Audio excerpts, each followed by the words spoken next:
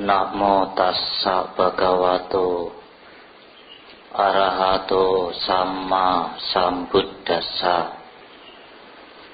Namo tassa bhagavato arahato samma sambuddhassa. Namo tassa bhagavato arahato samma sambuddhassa. Asewana ca balana panditanam ca sewana puja ca pujaniyana etam manggalamuttamam. Tak bergaul dengan orang-orang dungu, bergaul dengan para bijaksanawan, dan menghormat yang patut dihormat. Itulah berkah utama.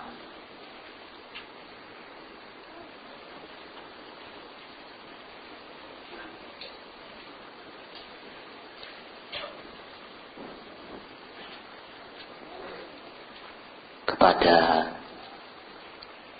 pemimpin puja bakti, Ibu, Bapak, Saudara, selamat pagi. Terpujilah Guru Agung kita Sang Buddha Gautama. Namo Buddhaya. Ya, pada hari ini kita bersama-sama berkumpul di sini seperti biasa. Tidak lain adalah untuk mengingat kembali akan Dhamma ajaran Sang Buddha. Semua ini tidak lain adalah wujud bakti Ibu Bapa kita semua kepada Tiratana, Buddha, Dhamma, dan Sangha. Ibu Bapak Saudara,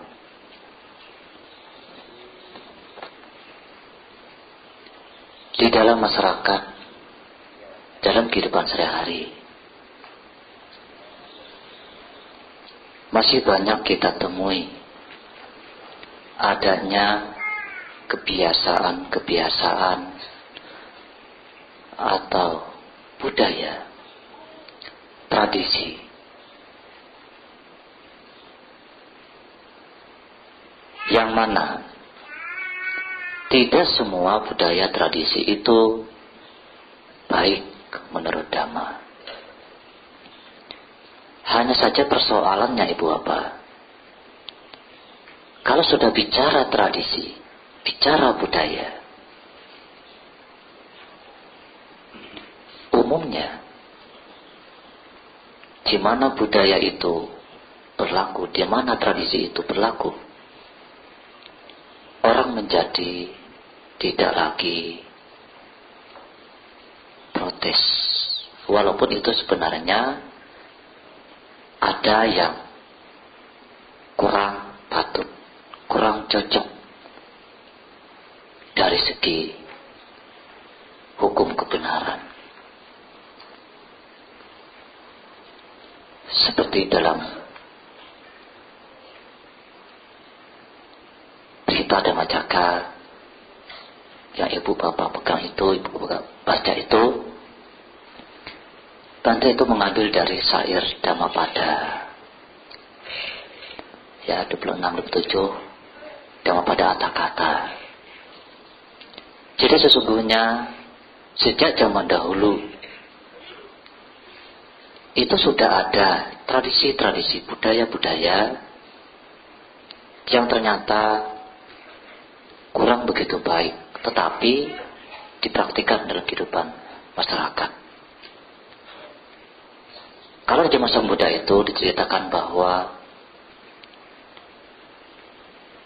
pada hari-hari tertentu ya disebut perayaan bala. Jadi kalau bala itu A-nya panjang, keduanya itu jamak.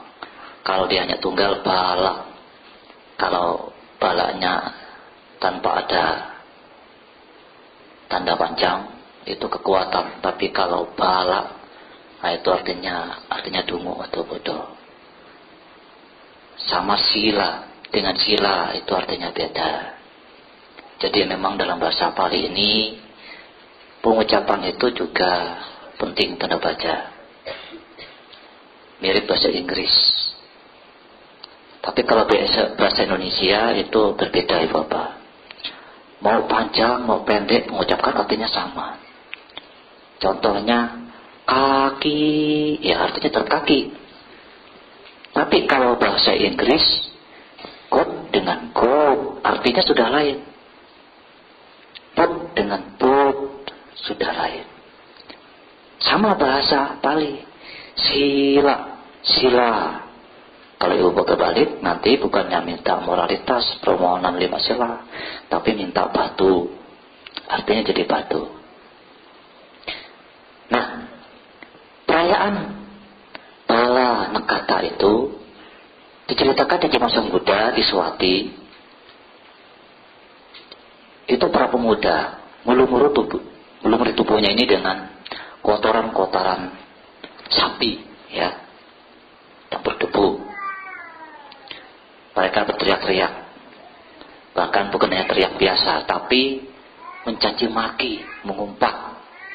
Jadi setiap rumah, setiap jalan didatangi.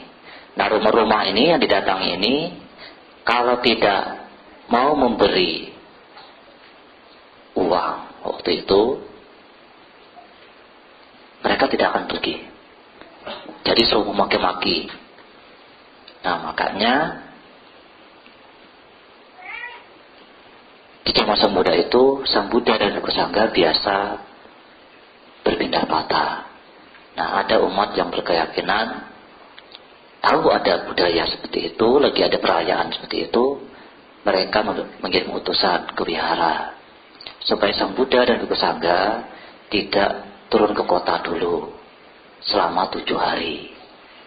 Nah, selama itu mereka akan mengirimkan makanan ke wihara. Nah, selesai setelah hari ke-8 baru para umat Buddha ini di Swati ini baru mengundang Bhikkhu Sangga, ya, untuk makan di rumah-rumah mereka, ya. Ya, waktu itu sudah perkenalkan untuk boleh makan di rumah umat. Jadi umat Buddhanya nanti akan kasih tahu, oh nanti besok saya akan mengundang Sang Buddha dan Bhikkhu Sangga. Biasanya mereka juga kasih tahu umat-umat yang lain, keluarga di teladan, supaya saling membantu dalam berbuat kebajikan. Nah, Sang Buddha menyatakan setelah ditanyakan, kenapa ada perayaan seperti itu? Sang Buddha menyatakan itu wajar. Kenapa wajar? Karena memang orang itu tidak memiliki kebijaksanaan. Betul. Nah, dalam masyarakat sampai sekarang juga mungkin Ibu Bapak ada yang menjumpai. Yang umum itu terjadi kalau misalnya ada acara ulang tahun. Mungkin Ibu Bapak dulu waktu sekolah pasti pernah ingat. Ya, Bante masih ingat waktu sekolah. Kalau hari-hari tertentu, biasanya kita tanggal lahir itu dirahasiakan. Tidak mau teman-teman itu banyak tahu. Kenapa? Karena nanti mereka akan ingat, catat. Oh, ini ulang tahun hari ini siapa? Oh, besok siapa? Oh, besok siapa? Siapa yang ulang tahun nanti akan diam-diam saat pulang sekolah itu ditipuki dengan telur busuk. Ada orang di sini mungkin yang pernah mengalami atau menjadi pelakunya? Nah, itu zaman sekolah. Nggak tahu sekarang masih ada nggak ini? Ada ini. Telur busuk kadang-kadang plastik diisi air dicampur tepung. Nah, itu kalau dilempar kan pecah. Dilempar itu diam-diam dari belakang. Kadang-kadang diguyur satu ember. Ya, dicampur bunga dan sebagainya. Dan ada berita yang sangat ekstrim. Itu ada masuk televisi waktu itu, kalau nggak salah. Jadi orang ini diikat di gangster di pinggir jalan di kota, ya, dari Jakarta ini. Jadi dilempari rame-rame. Orang mengira itu pencuri atau penjahat yang ditangkap, padahal dia lagi ulang tahun. Nah, ini kan budaya tradisi yang kurang patut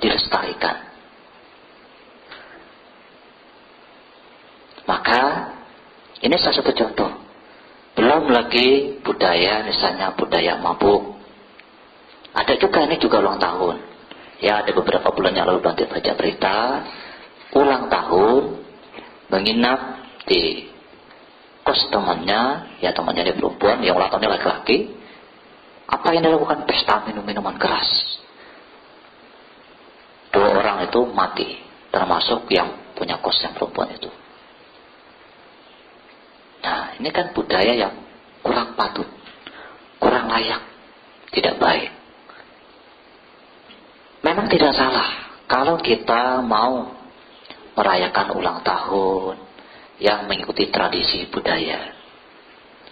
Tapi Ibu Bapak, sebagai umat Buddha, hendaknya kita punya rambu-rambu, punya perilaku yang baik. Kalau kita tahu itu, walaupun itu sudah jadi budaya tradisi, kalau itu tidak cocok, tidak baik, bertentangan dengan nilai-nilai spiritual, maka hendaknya kita tidak melakukannya. Dan ini Sang Buddha ajarkan juga ketika suku kelama bertanya. Ya, suku kelama ini bingung. Banyak para petapa Brahmana datang ya ke tempat mereka mengajarkan ajaran ini begini. Datang yang satu bertentangan, jadi saling menjelek-jelekan. Mereka bingung mana yang benar. Kok yang satu saling bertentangan? Ditanyakan kepada Sang Buddha. Nah, karena beliau sangat bijaksana, beliau tidak mengajarkan, ajaran saya paling benar, tidak. Tapi beliau mengambil jalan tengah. Sang Buddha mengajarkan, jangan hanya percaya kepada tradisi budaya turun-temurun, diajarkan turun-temurun, bahkan walaupun sudah ditulis di kitab suci, bahkan mungkin dianggap orang itu berpengaruh, punya nama baik, terkenal, termasyhur, atau ini guru saya, ini petapa Brahmana guru saya. Tidak. Kalau itu tidak baik, Sang Buddha menyatakan jangan diikuti. Kalau dipraktekkan malah membawa ketidaktenangan, kebahagiaan. Ya, artinya menambah keserakahan, kebencian, kegelapan batin, itu jangan dipraktikkan. Jangan diikuti. Tapi kalau sebaliknya, boleh dipraktikkan. Nah, Sang Buddha tidak merujuk ajaran beliau. Itu bijaksana beliau. Ya. Tapi kalau orang membaca itu sudah tahu, itu ya ajaran Sang Buddha. Tapi Dhamma itu tidak harus merujuk milik Sang Buddha, karena Dhamma itu universal. Sang Buddha itu hanya menemukan. Jadi Dhamma itu sudah ada. Sang Buddha hanya menemukan. Nah, karena ini masih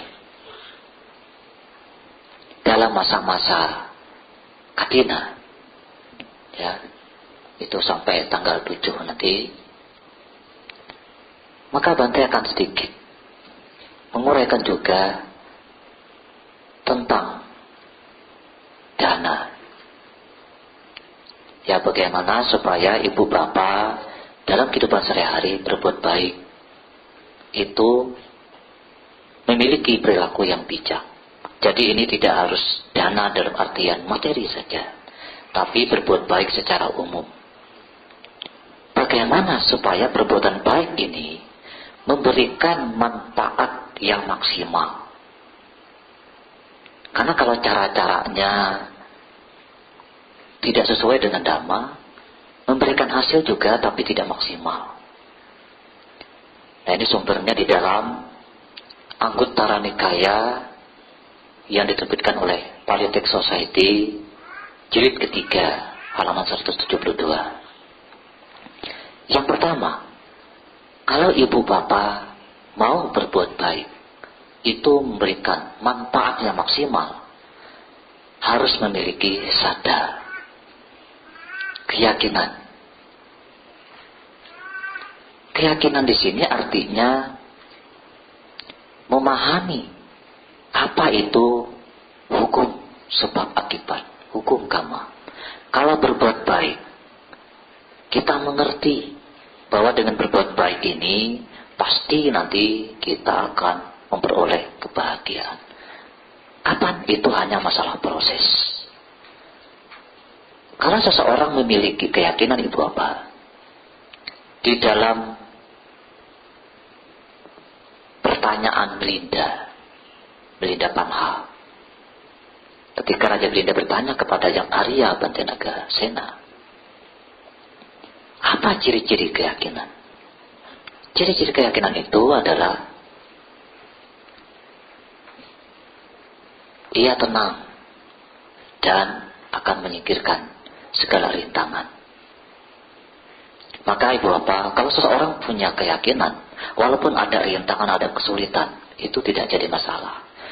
Beda kalau seseorang tidak punya keyakinan. Misalnya mau ke wihara ke sini. Oh iya, hari ini kondangan. Teman saya misalnya ulang tahun. Oh ini ada sinetron, bagus. Oh ini beli Mahabharata, Bante rame. Wah, gak datang ke wihara, gak datang acara ketinas atau sanggadana. Nah itu kalau keyakinannya kurang. Tapi kalau keyakinannya sudah ada, sudah mantap, gak peduli mau Mahabharata, mau teman lagi kondangan, mau lagi ada orang-orang tahun. Wah, saya harus berbuat baik. Kapan lagi saya punya waktu? Kondangan ulang tahun bisa tiap tahun. Tapi berbuat baik belum tentu tahun depan saya kontrak hidup masih ada. Nah, itu kalau bijaksana berpikir bagaimana menambah kebajikan. Nah, kalau kita sudah punya keyakinan itu apa? Kita tidak peduli lagi rintangan. Jauh tempatnya Bante, tidak peduli. Panas Bante, gak peduli. Dingin Bante, hujan Bante, gak peduli. Dia akan cari usaha karena sudah memiliki keyakinan. Jadi rintangan itu bukan persoalan. Di dalam Anggutara Nikaya diceritakan, kalau seseorang berbuat kebajikan itu memiliki keyakinan. Akibatnya apa? Maka kalau dia berbuat kebajikan misalnya seperti berdana, selain dia memiliki materi yang melimpah, ya kalau ini disingkat, ya diceritakan nanti akan timbul lagi dalam surga, nanti disingkat kalau timbul lagi dalam manusia, dia akan menjadi orang yang kaya raya. Selain kaya raya, dia juga punya penampilan yang menarik, elok, anggun. Jadi kulit tubuhnya itu bersih. Jadi tidak perlu ibu apa nanti terlalu banyak luluran, banyak ke salon, perawatan, tidak perlu. Ada orang yang begitu. Kenapa? Karena bawa kebajikannya. Kalau melakukan kebajikan, dia penuh dengan keyakinan. Ada orang begitu. Kok kamu gak pakai pedagang ya? Kok kamu gak pernah luluran ya? Kok kamu gak pernah ke salon ya? Pernah lihat di masyarakat? Ada ibu apa yang begitu. Nah, jadi kalau dia penuh keyakinan, berbuat penuh keyakinan seperti itu. Jadi dia anggun, menarik, elok dilihat. Nah, yang kedua ibu apa? Agar berbuat kebajikan itu memberikan manfaat yang maksimal, itu memiliki sakaja. Kalau pertama itu memiliki keyakinan, kedua tentu harus tahu caranya berbuat kebajikan itu. Misalnya mau berdana, kalau caranya juga tidak sesuai dengan dhamma, ya hasilnya juga gak maksimal. Caranya bagaimana? Sakaca itu artinya berbuat baik atau memberi dengan hormat, sopan. Apakah ada nanti orang berbuat baik itu gak hormat, gak sopan? Ada. Menurut dhamma misalnya menyerahkan dana makanan dengan tangan satu, itu secara dhamma kurang sopan. Ada manfaatnya, tapi berbeda dengan dua tangan. Atau misalnya dengan dilempar juga berbeda. Ada orang itu berbuat baik, memberi, tapi tidak ikhlas dilempar. Atau dengan kebencian. Kok bisa? Bisa. Orang berbuat baik itu, berdana itu dengan kebencian bisa. Misalnya, ibu bapak punya anak, kepengen dibelikan mainan, misalnya helikopter remote control, pesawat terbang remote control, mobil-mobilan remote control. Itu kan harganya jutaan. Yang bisa helikopter bisa terbang pakai remote itu jutaan. Nah, 2 juta, 3 juta beli begitu. Ibu bapak sebenarnya nggak mau, kepengen beli yang biasa saja, yang murah. Ya mungkin yang 1 juta kurang lah. Sayang kalau 2 juta lebih, kadang 5 juta, apalagi sampai puluhan juta kan sayang. Tapi kalau anak merengek terus, nanti ibu bapak bisa jengkel. Ya udah nih. Nah, memberi tapi dengan perasaan dongkol. Pernah begitu? Ya, ada di masyarakat begitu. Atau mungkin ibu bapak, istrinya tahu suaminya lagi untung besar atau dapat gaji besar, dapat bonus. Pak, ini sekarang emas lagi turun, berikan Pak buat ulang tahun pernikahan kita. Misalnya apa, berlian, cincin, emas dan sebagainya. Nah, mungkin suaminya uang itu punya keperluan yang lain, tapi karena dirayu terus, diminta terus, bisa saja nanti suaminya jengkel, memberi, ya sudahlah. Nah, perasaannya nggak senang, itu nggak ikhlas. Nah, kalau berbuat baik yang lain bagaimana? Misalnya dengan menyambut tamu, itu juga ada. Menyambut tamu itu dilihat nanti. Menyambut tamu, kalau mereka yang dihormat, ya misalnya dengan Pak Biku, ya anjali, berdiri. Ada orang itu, ya dia nggak mengerti, bukan karena kita tidak dihormat, dia duduk saja, dia cuek saja. Tapi kalau bagi mereka yang ngerti, mereka akan langsung anjali walaupun duduk. Bagi tamu yang lain mungkin berdiri. Ya, selayaknya tamunya bagaimana dilihat. Kita sebenarnya manfaatnya kepada siapa? Kepada diri kita sendiri, kepada pelaku, bukan kepada orang lain. Bukan berarti nanti tamunya, gurunya, orang tuanya, temannya, atau prabiku itu nanti dianjalin, nanti tambah terhormat. Bukan. Tapi kepada pelaku itu sendiri. Diceritakan, dijelaskan oleh Sang Buddha di dalam Anguttara Nikaya. Kalau ibu bapak berbuat baik, itu dengan penuh hormat, dengan cara yang sopan. Setelah dimulai lagi dalam manusia memiliki harta yang melimpah, kaya raya, dia akan memiliki wibawa, pengaruh. Jadi kalau punya istri atau punya suami, punya anak, punya karyawan, punya bawahan, itu akan hormat, akan mematuhi kata-kata kita. Apakah ada nanti orang yang kata-katanya tidak dipatuhi? Ada. Biasanya ibu bapak mungkin punya anak, tidak dengar kata-kata kita, atau suaminya atau istrinya gak mau patuh dengan kita, susah dinasehati. Punya karyawan, punya pembantu, punya bawahan, kata-kata kita itu berulang-ulang, sulit didengar. Itu salah satunya berbuat kebajikan karena caranya yang tidak sopan atau tidak penuh hormat. Wibawanya tidak ada. Pernah melihat masyarakat ibu bapak? Ada yang begitu. Nah, tapi bagi yang lain, baru dijelaskan sedikit sudah paham. Bukan takut, tapi orang itu memang menghormati. Beda kalau orang takut, beda lagi. Ya, misalnya bosnya angker, menakutkan lain. Majikannya pemarah lain. Kali ini memang orang itu hormat. Ya, karena kebajikannya. Lalu yang berikutnya ibu bapak, agar kebajikan itu memiliki manfaat yang maksimal, dia harus memiliki yang namanya melihat kala bahasa Palinya, waktu yang tepat. Waktu yang tepat ini dibagi dua. Yang pertama, waktu itu ya waktu itu sendiri. Misalnya kalau berdana kepada para biku, maka waktu yang tepat misalnya berdana kebutuhan pokok makanan khususnya atau minuman, itu tidak boleh lewat tengah hari.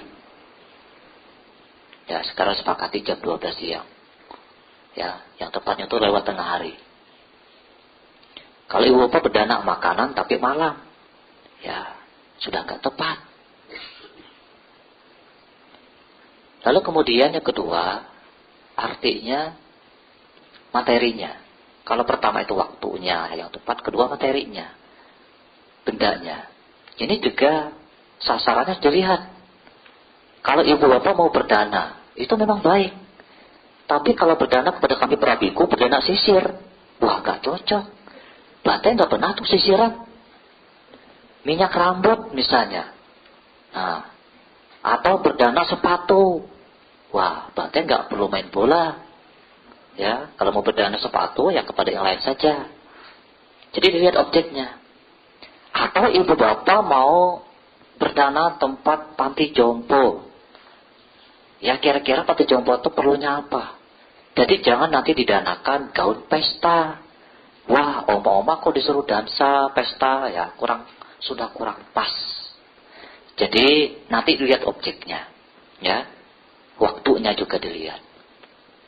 Diceritakan di dalam Anggutara Nikaya, kalau ibu bapak berbuat baik di saat yang tepat, setelah memiliki kekayaan yang limpah timbul lagi dalam manusia, dia akan memperoleh itu pada saat yang tepat juga. Apakah ada orang Bante memiliki kekayaan, mendapatkan karma baiknya itu berbuah di saat yang tidak tepat? Ada. Misalnya, orang itu kaya, tapi waktunya nggak tepat. Kekayaannya itu tidak bisa digunakan. Mau beli rumah, tiap orang punya kriteria masing-masing. Oh, dia mau tempat begini, lokasinya. Oh, dia mau bangunannya seperti ini, ciri-cirinya. Sudah ada. Tapi ternyata ada hal lain. Wah, ini bangunannya cocok, tapi tempat gak cocok. Misalnya apa? Tempatnya terlalu panas. Atau tempatnya dataran tinggi, dingin. Nah, dia gak suka. Jadi dia tidak bisa menggunakan kekayaannya itu. Pokoknya dia ada kekayaan, tetapi dia tidak bisa menggunakannya di saat yang tepat. Ada orang seperti itu. Makanya di masyarakat ada yang bilang, yang enak itu Bante sebenarnya yang pas, serba pas. Kalau kita kepengen jalan pas waktunya, badan sehat, ada duitnya, lagi libur, ya macam-macam lah. Orang nggak ada konflik. Coba kalau lagi orang konflik, kerusuhan, ya dan sebagainya. Walaupun tempat yang dituju itu rame, ya tempat wisatanya rame, tapi lagi ada peringatan, warning, di sini ada potensi kerusuhan. Wah, takut. Waduh, padahal udah jauh-jauh hari pesan tiket, sudah mau liburan, ya duitnya ada, tapi dia tidak bisa menikmatinya. Waktunya nggak tepat. Dan bahkan ibu bapak, kalau seseorang itu berbuat baik di saat yang tepat seperti ini, anggaplah, dan ini pasti, buah karma buruknya itu berbuah. Misalnya ibu bapak lagi nyetir mobil, tahu-tahu kena ranjau paku. Nah, begitu menepi, memperbaiki, mau ganti ban, umumnya kan ada orang pura-pura nanya. Padahal itu bukan membantu, malah menyolong. Taslah diembat, laptoplah diambil, iPad dan sebagainya. Ada yang begitu. Tapi kalau orang itu punya karma baik, ada apa, Pak? Ada pupuk, membantu. Jadi begitu sudah ada kesulitan, karma buruknya berbuah, banyak bocor, orang itu benar-benar membantu. Saatnya tepat. Mau jam berapa nggak peduli, pokoknya ada saja. Jadi ada kesulitan itu tidak jadi masalah. Karma baiknya itu selalu berbuah di saat yang tepat. Itu andai dia karma buruknya berbuah. Apalagi di saat-saat dia biasa saja. Nah, ini manfaatnya kalau berbuat baik di saat yang tepat. Yang ketiga, yang keempat, supaya berbuat baik itu memiliki manfaat yang maksimal, Ibu Bapak, dia harus memiliki anugrahita cita. Anugrahita cita ini artinya berbuat baik dengan penuh dermawan, tidak melekati akan kebajikannya atau materinya. Ada orang Ibu Bapak berbuat baik itu, tapi karena kurang pemahaman, kurang pengertian, dia masih melekati kebajikannya. Misalnya, begitu berbuat baik, biasanya kalau orang melekati, ada imbalan. Mungkin berharap nanti dia bisa membantu saya, dan sebagainya. Ternyata di kemudian hari, dia berperilaku tidak baik kepada kita. Waduh, nyesel saya membantu dia. Nyesel saya menolong dia. Kalau saya tahu begini dulu saya nggak mau bantu. Pernah terjadi begitu di masyarakat. Mungkin ibu bapak dia mengalami. Mungkin dengan saudara sendiri, dengan pasangan sendiri. Ya, ada yang seperti itu. Kenapa? Karena berbuat baik itu tidak ikhlas. Ada embel-embelnya. Sama, maka berbuat baik itu memang motifnya macam-macam. Orang misalnya mau mendekat pasangannya, dikasih misalnya cincin, misalnya cincin tunangan, itu kan mengikat. Mengikat ini juga ada harapannya. Nanti kalau nggak cocok dengan harapannya, udah bubar. Karena dia mengikat. Jadi mengikat sesuai dengan keinginan yang memberi atau sesuai kesepakatan. Memberi juga tapi mengikat. Ya, masih ada embel-embelnya.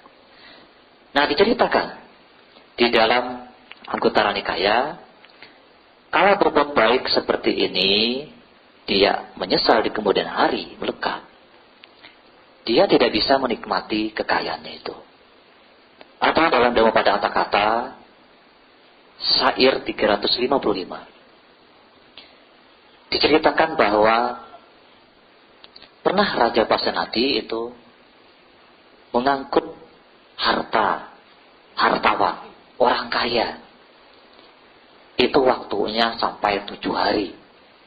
Jadi zaman dulu diangkut pakai gerobak. Kalau sekarang ya anggap pakai truk. Waktu itu ya emas, ya perak, ya berapa triliun kalau sekarang itu duitnya. Dia nggak ada ahli warisnya. Nah, ceritakan bahwa orang ini walaupun kaya raya, tapi dia sangat kikir, pelit.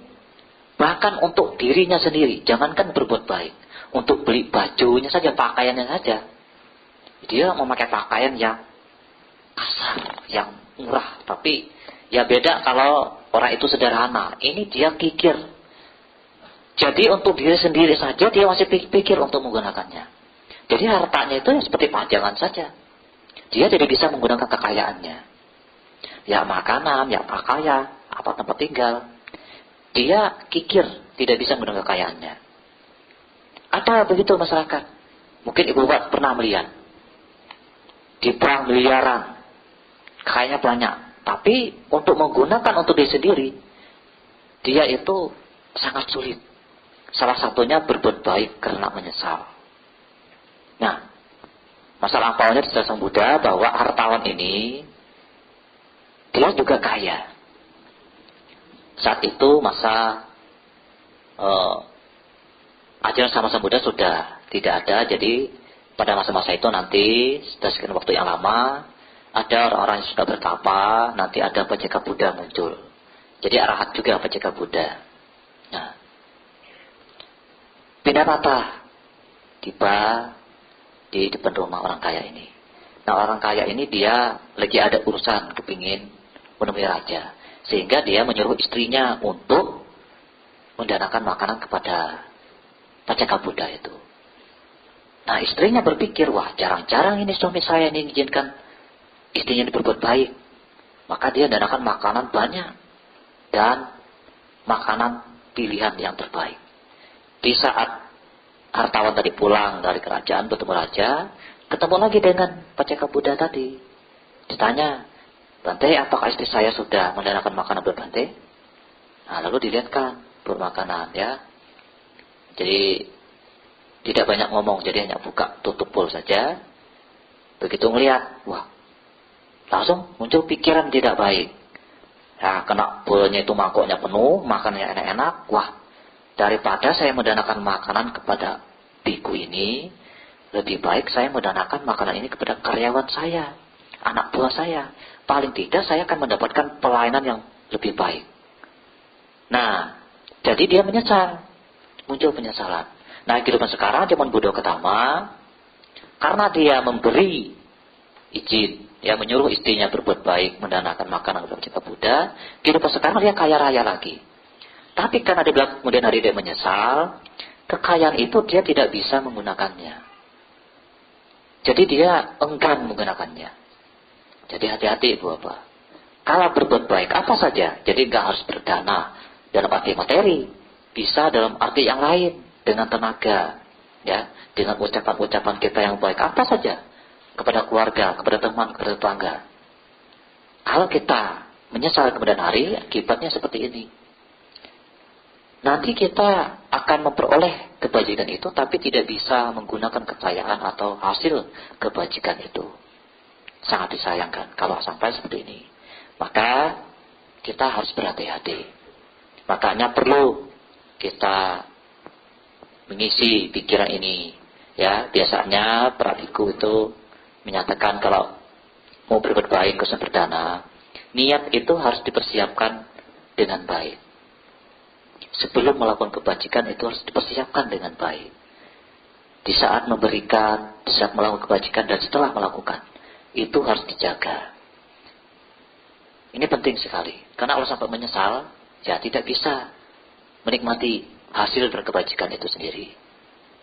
Nah, yang terakhir, yang kelima, supaya kebajikan atau berbuat baik dengan cara berdana itu memberikan hasil yang maksimal, harus memiliki atananca, parananca, anupahaca. Artinya, Ibu Bapak berbuat baik, jangan merendahkan diri sendiri atau merendahkan orang lain. Bagaimana Bante merendahkan diri sendiri dan orang lain? Misalnya begini. Di saat berbuat baik, lalu kita melihat banyak orang lain. Cuma segitu. Lihat nih punya saya. Kualitas nomor 1. Itu kualitas nomor 2. Barang ecek-ecek. Sombong. Atau melihat punya orang lain, kualitas terbaik. Waduh, punya saya kok yang begini ya. Minder. Malu. Atau lihat punya diri sendiri banyak. Nih lihat nih punya saya banyak. Nggak ngomong tapi berpikir. Punya saya ini banyak. Oh, cuma segitu. Itu nanti efeknya tidak baik juga. Atau punya sendiri sedikit, punya orang banyak. Kita malu, minder. Ini juga gak bagus. Jadi, apa akibatnya Bante kalau misalnya berbuat baik seperti itu? Dalam Anguttara Nikaya diceritakan bahwa karena dia berbuat baik, ya dipersingkat nanti setelah itu balik dalam manusia, ya kalau diperpanjang ya dari alam surga, itu kan lama terus nanti itu balik dalam manusia, dia akan kaya raya. Kaya raya tetapi kekayaannya ini rentan musnah oleh berbagai faktor. Pertama misalnya oleh api, kebakaran.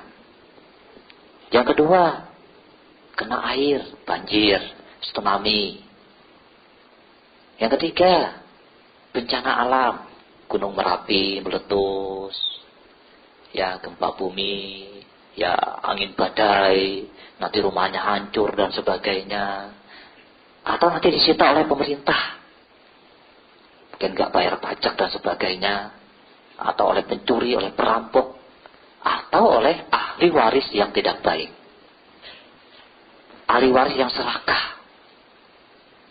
Ada yang begitu Ibu Bapak. Semua ini karena berbuat baik, itu merendahkan diri sendiri dan orang lain. Maka kita harus jaga pikiran kita. Jadi jangan berpikir melihat orang lain banyak, kita sedikit, kita minder. Kita banyak, orang lain sedikit, kita sombong. Ya. Jadi ya kita harus jaga pikiran kita. Jadi orang lain mau banyak, kita sedikit, orang lain sedikit. Itu nggak jadi soal. Kita jaga pikiran kita. Karena tiap orang itu memang kemampuannya beda-beda. Bukan masalah banyak atau sedikitnya, tapi bagaimana kualitas daripada batin kita. Ini yang utama. Maka kalau misalnya sebelumnya kita punya pemikiran seperti itu, nah dari sekarang, begitu ya akibatnya. Sekarang kita coba rubah. Supaya berbuat baik itu harus dijaga pikirannya. Jadi orang lain banyak, kita harus senang juga. Orang sedikit, kita harus senang juga. Ya bagus, dia berbuat baik daripada tidak sama sekali. Orang yang banyak itu juga senang. Senang itu saja sudah perbuatan baik. Kalau kita malah nggak senang, itu sudah perbuatan tidak baik. Ya, nah, maka ibu bapak banyak dalam kehidupan sehari-hari budaya-budaya ya yang tidak baik itu hendaknya kita harus bisa memfilter, menyaring. Menyaring pakai apa? Menyaring dengan dhamma ajar Sang Buddha. Oh ini kalau saya jalankan, kalau saya praktekkan, cocok tidak dengan ajaran Sang Buddha, bertentangan tidak dengan Pancasila Buddhis. Ya, kemarin Bante ada yang bertanya, Bante, boleh tidak kalau pelihara itu apa namanya? Katanya kalau di Thailand sana katanya ada yang suka pelihara bayi itu kalau meninggal, ya, gitu melahir jadi malu apa itu nanti dipelihara. Itu boleh tidak? Ya di sini mungkin tuyul lah. Nah, ya itu kalau menurut Dhamma ya tidak dianjurkan. Kenapa? Kalau patidana itu lain hal. Karena itu bukan hanya pelihara biasa, pasti ada maunya. Gak mungkin pelihara begitu saja, ada maunya itu. Kalau kita patidana, sudah patidana begitu saja. Gak perlu pelihara, gak perlu diminta-minta dan sebagainya. Kalau memang karma baik kita berbuat, dia akan membantu. Atau kebajikan itu sendiri akan bantu. Tidak harus ya leluhur kita itu. Ya kebajikan itu bukan berarti 1 tambah 1 sama dengan 2. Ya, jadi kebajikan itu prosesnya banyak. Jadi hati-hati, jangan nanti karena di masyarakat lagi tren, lagi rame, ya, misalnya banyak yang lain juga, ya yang tidak baik, itu harus dijaga. Jangan kita terpengaruh oleh lingkungan, tren. Karena umumnya orang tuh suka sekali dengan tren-tren. Oh ini lagi tren, lalu ikut-ikutan. Oh sekarang lagi rame, lagi laku, lagi membudaya, kita ikut-ikutan. Hendaknya jangan. Kita harus ada filter. Karena kalau kita ikut-ikutan kata orang, kata masyarakat, kata orang banyak, berarti kita ini seperti robot, seperti televisi yang diremote. Belok kiri kita mau belok kiri, belok kanan kita mau belok kanan. Jadi kita tidak bisa mengendalikan diri kita sendiri. Kita dikendalikan oleh lingkungan. Ya kalau yang mengendalikan bagus, ya gak ada soal. Gimana kalau yang gak bagus? Nah, masalahnya banyak yang tidak baiknya. Di dalam masyarakat ini yang kadang-kadang budaya yang berkembang. Seperti tadi, di awal Bante sudah ceritakan. Nah, maka ibu bapak sesama hendaknya dalam kehidupan sehari-hari kita berpedoman kepada dhamma ajaran Sang Buddha. Baik itu berpikir, berucap, bertindak, kita harus ingat kepada dhamma ajaran Sang Buddha.